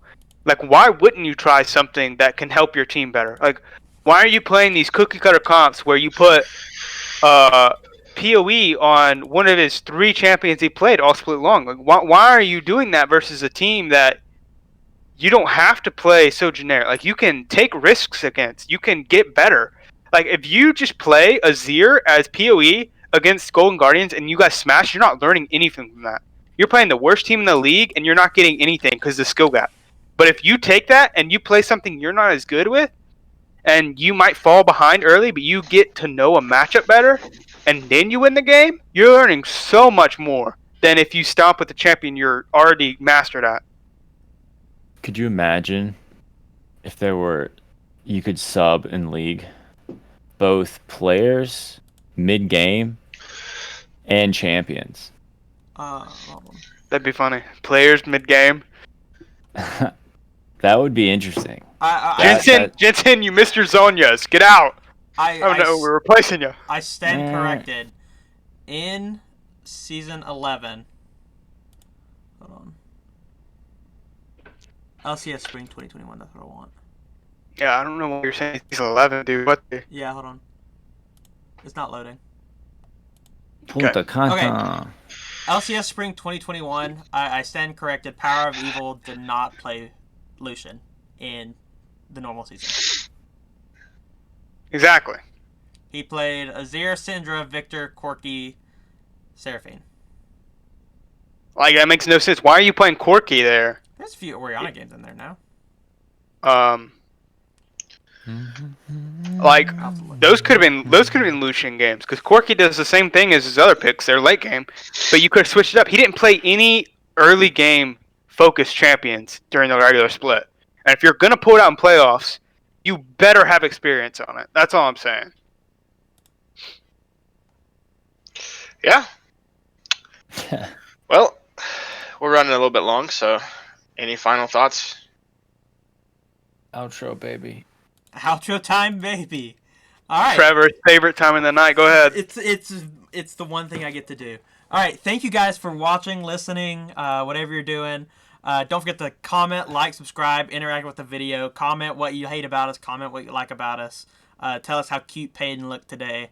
We'll respond to it. And thank you for watching, and we'll see you next time on Wombo Combo. Peace.